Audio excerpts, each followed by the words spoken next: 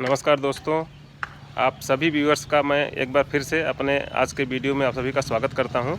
और दोस्तों, आपको मैं बता दूं कि आज के वीडियो में जो मैं आपको दिखाने वाला हूं वो ये दिखाने वाला हूं कि 2020 और 21 में कोरोना महामारी से जो हमारे गांव के और शहर के विद्यालय हैं उन पर क्या असर पड़ा है, किस तरह से विद्यालय के पठन पाठन का काम प्रभावित हुआ है, वो हम आपको आज के वीडियो में दिखाएंगे। तो चलिए दोस्तों, आज का वीडियो शुरू करते हैं और देखते हैं कि किस तरह से जो है।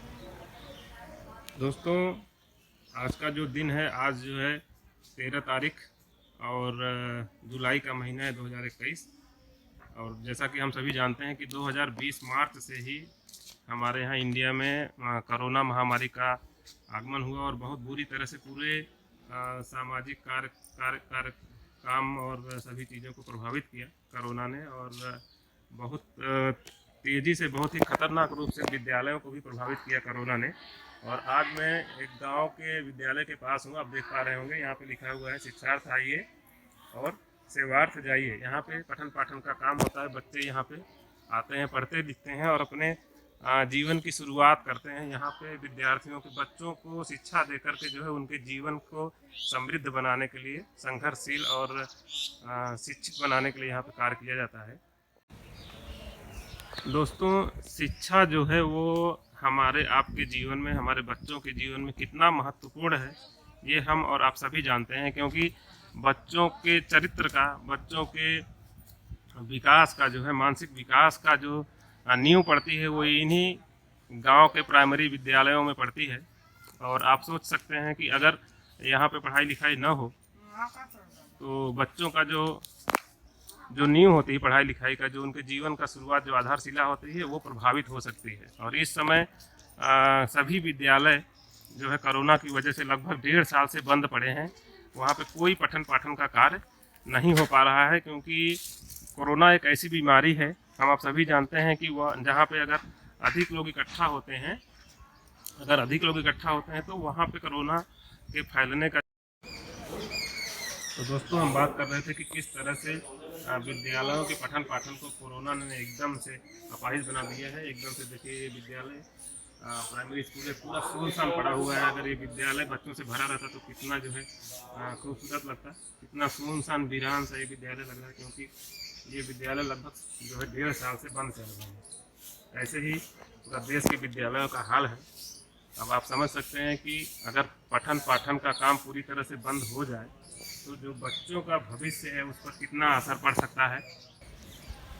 दोस्तों, जिस एरिया में मैं हूँ उसी एरिया के एक माध्यमिक विद्यालय, उच्चतर राजकीय माध्यमिक विद्यालय के सामने खड़ा हूँ। आपको ये बिल्डिंग ही देख के लग रहा होगा कि कितनी वीरान है बिना छात्रों के। विद्या, हम लोग जानते हैं दोस्तों कि विद्या एक ऐसा धन है जिसकी हम कीमत नहीं लगा सकते, बहुमूल्य होता है। और इसी बहुमूल्य शिक्षा के बल पे जो है बच्चों का भविष्य, देश का भविष्य खड़ा होता है। लेकिन बदकिस्मती से कोरोना की महामारी से ये जो शिक्षा का पूरा सिस्टम है वही चरमरा गया है। बहुत सारी तकलीफ़ें उठानी पड़ रही हैं। सब जो है शिक्षण कार्य, पठन पाठन का कार्य जो है पूरी तरह से प्रभावित हो रहा है। और पूरी तरह से ये विद्यालय बंद पड़े हैं लगभग 1.5 साल की अवधि से, क्योंकि कोरोना जो है बहुत तेज़ी से फैलता है जहाँ पे भीड़ भाड़ होता है। और उसी से बचने के लिए हमारे प्रशासन का, सरकार का ये निर्णय है कि अभी तक विद्यालयों को बंद रखा जा रहा है। दोस्तों, जिस तरह से किसी भी पेड़ या पौधों की जड़ अगर मजबूत होती है तो वो अच्छे फल देता है और हरा भरा रहता है, उसी तरह से हमारे और आपके जीवन में अगर शिक्षा अच्छी रहती है, पढ़ाई लिखाई अच्छी रहती है, तो हम अपने जीवन को उतने ही मजबूती से जी पाते हैं। हम कुछ ऐसा कर पाते हैं जिससे हम अपने जीवन में ज़रूरत की चीज़ों को पूरा करके अपने जीवन को स्ट्रांग बना सकते हैं। पढ़ लिख के अगर हम अच्छे से पढ़ाई करते हैं तो हमारी जो सोच, हमारी जो थिंकिंग होती है मजबूत होती है और उसी के बेस पे हम अपने करियर को आगे लेके बढ़ते हैं। लेकिन अगर हमारी पाठन या पढ़ाई ही बाधित हो जाए तो पूरे जीवन पर सवाल उठता है। इस समय वही स्थिति हमारे यहाँ के जो शिक्षा सिस्टम है, जो एजुकेशन सिस्टम है, उस पर है। दोस्तों, जैसा कि मैंने बताया कि एक मैं हाई स्कूल के पास हूँ इस समय। आपको इसके अंदर का नज़ारा मैं दिखाता हूँ। दोस्तों, ये विद्यालय कितना सुनसान पड़ा हुआ है, आप देख पा रहे होंगे। सारे जो कक्षाएं जहाँ पे चलती हैं बच्चों की, वो सब एक तरफ से एक तरफ तक बंद हैं।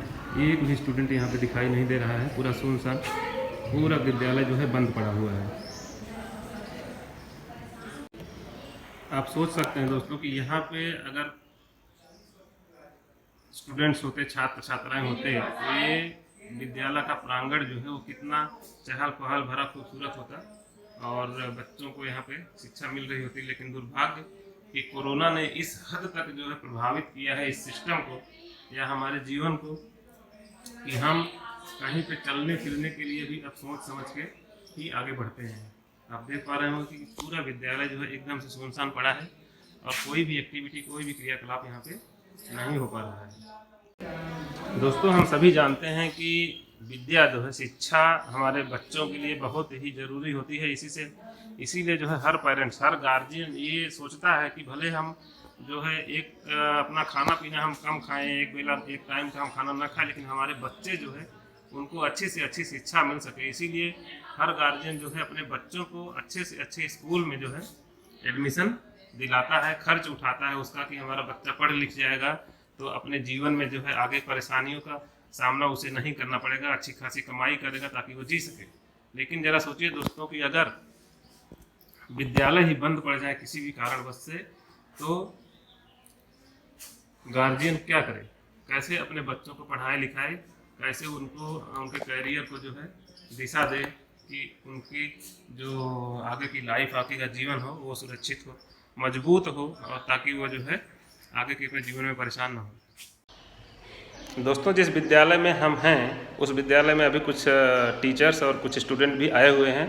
तो आइए हम आपको उनसे रूबरू कराते हैं, उनसे पूछते हैं कि आखिर कोरोना का क्या असर पड़ा है उनके पठन पाठन पे और उनके विद्यालय पे। तो चलिए दोस्तों, हम कुछ बातचीत करते हैं यहाँ के स्टाफ से और स्टूडेंट्स से। दोस्तों, ये एक क्लासरूम है, आप देख पा रहे होंगे कि इसमें सिर्फ 3 स्टूडेंट हमको दिखाई दे रहे हैं। अब आइए इनसे हम बात करते हैं। बच्चों, हम आपके स्कूल के बारे में कुछ पूछेंगे, जो भी जानकारी है आपको सही से बताइएगा। आप लोग इसी विद्यालय में पढ़ते हैं? अच्छा, आप लोग इसी विद्यालय में पढ़ते हैं, ठीक है। तो आप लोग किस क्लास में हैं? सभी लोग, तीनों लोग 10th में हैं? अच्छा, तो यहाँ पे 9th में एडमिशन हुआ होगा, फिर आप 10th में पहुँचे होंगे, है ना?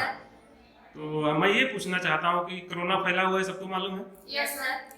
तो ये बताइए कि आपका विद्यालय कितने दिन से बंद पड़ा है? पिछले 1.5 साल से बंद पड़ा है। पिछले 1.5 साल से मतलब बंद पड़ा है, मतलब 9th में आप लोग एक भी दिन क्लास करने नहीं आए होंगे, क्योंकि 1.5 साल से बंद है ना? ठीक है, तो आपको कैसा लग रहा है? स्कूल बंद है तो अच्छा लग रहा है, खराब? खराब अगर आपको पढ़ने के लिए मिलता तो आपको कुछ ज्ञान बढ़ता है ना, नॉलेज बढ़ता, तो आपके भविष्य के लिए अच्छा होता है ना। लेकिन अगर पढ़ाई नहीं होगी तो आप लोग को जानकारी उतना नहीं मिल पाएगा जो चाहिए, है ना। तो आज आप लोग क्यों आए हुए? अभी तक विद्यालय बंद है ना? सर, ये देखने के लिए आए हैं कि स्कूल कब से खुलेगी, कोरोना का मतलब कि कब हो रहा है कि नहीं हो रहा है, टीचरों से पूछने आए हैं। अच्छा, तो मतलब आप लोग पता करने के लिए आए थे कि भाई स्कूल बंद है तो आप लोग को आपकी पढ़ाई नुकसान हो रही है, इसलिए आप सोचे होंगे कि पता कर लिया जाए कि हमारा विद्यालय कब से खुलेगा, वही पता करने के लिए आप लोग आए थे। चलिए ठीक है बच्चों, मैं आशा करता हूँ कि विद्यालय जल्दी खुले ताकि आप लोग की पढ़ाई फिर से स्टार्ट हो, और उम्मीद करेंगे कि जल्दी कोरोना ख़त्म हो, पढ़ाई लिखाई चालू हो, नहीं तो हमारा बहुत ज़्यादा नुकसान जो है इससे हो रहा है। थैंक यू बच्चों। तो दोस्तों, आपने देखा कि बच्चे भी इस चीज़ से खुश नहीं हैं कि कोरोना की महामारी की वजह से जो है उनका पठन पाठन जो है वो प्रभावित हो रहा है, नुकसान हो रहा है, उनकी पढ़ाई का बहुत बड़ा नुकसान हो रहा है, और जिसकी वजह से वो इतनी हद तक परेशान है कि वो बीच बीच में स्कूल आके पता करते हैं कि हमारा विद्यालय कब से खुलेगा, हमारी पढ़ाई कब से चालू होगी।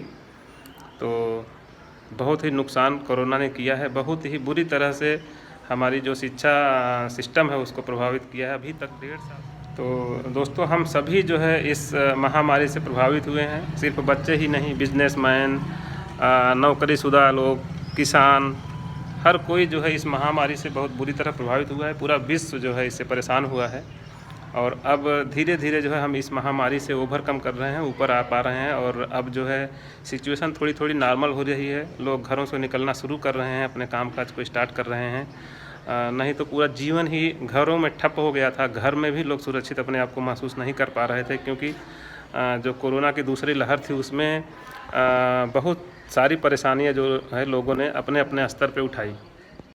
तो दोस्तों, जिस तरह से हमने आपको एक दो विद्यालय की स्थिति से अवगत कराया आज के वीडियो में, इसी तरह से पूरे देश के विद्यालयों का, पूरे विश्व में विद्यालयों का यही हाल है।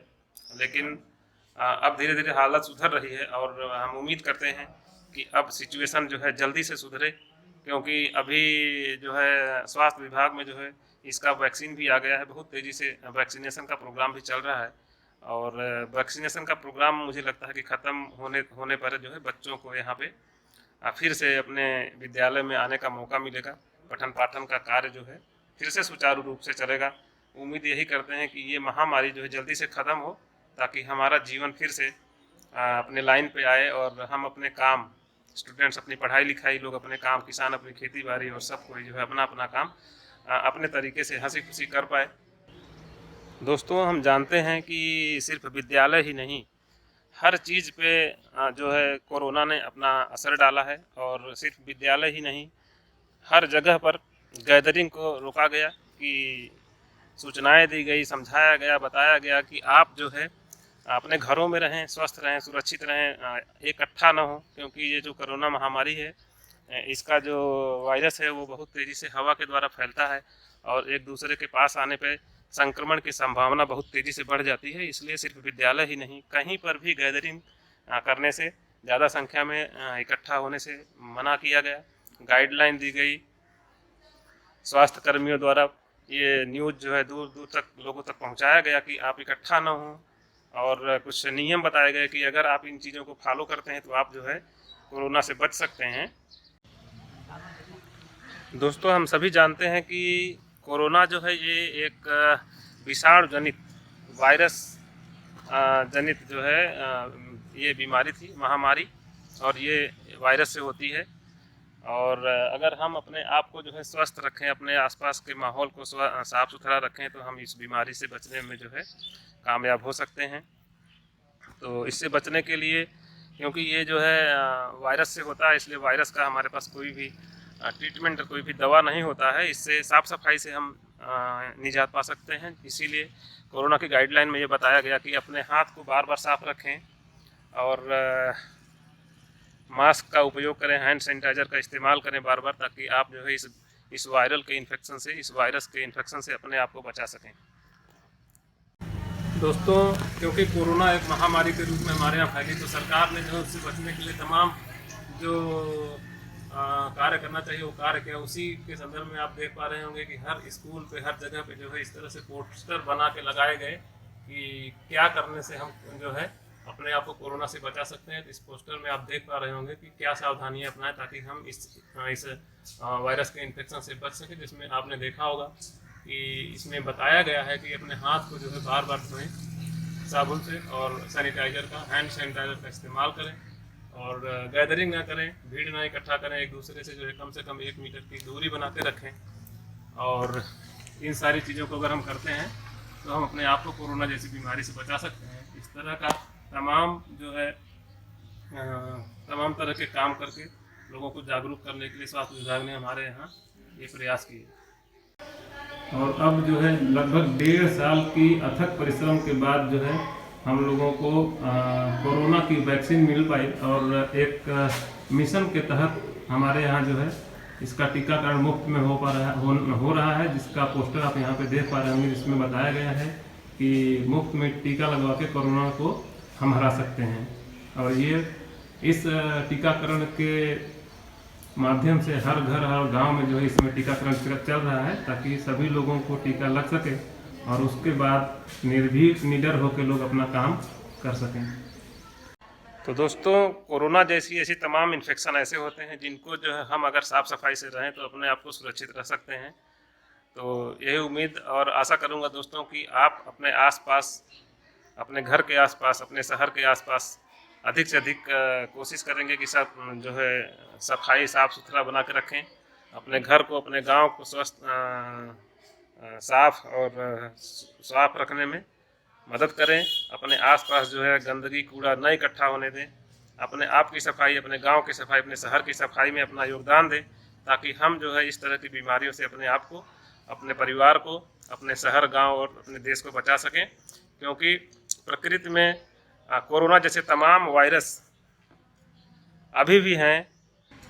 तो दोस्तों, कहने का मतलब ये है कि अगर हम अपने आप को साफ़ सुथरा रखें, अपने घर के आसपास साफ़ सफाई बनाए रखें, गांव को साफ़ सुथरा रखने में अपनी मदद करें, अपना सहयोग दें, अपने गांव को, अपने शहर को, अपने देश को साफ़ सुथरा रखने में अपना सहयोग दें, तो हम इस तरह की बीमारियों से अपने आप को बचा सकते हैं।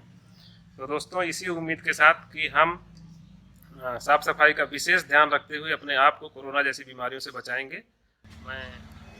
दोस्तों, आज के वीडियो में बस इतना ही, इसी उम्मीद के साथ कि आप अपने आप को जो है सुरक्षित रखेंगे, स्वस्थ रखेंगे, सुरक्षा के नियमों का पालन करेंगे, हैंड सैनिटाइजर, मास्क और हैंड वॉश का इस्तेमाल करेंगे और अपने आप को कोरोना जैसी महामारी से बचा के रखेंगे, अपने आप को, अपने परिवार को, अपने गांव को भी। तो दोस्तों, आज का वीडियो यहीं पे समाप्त होता है। हम फिर मिलेंगे आपसे अपने अगले वीडियो में कुछ नई और रोचक जानकारी के साथ। तब तक के लिए नमस्कार, बाय बाय।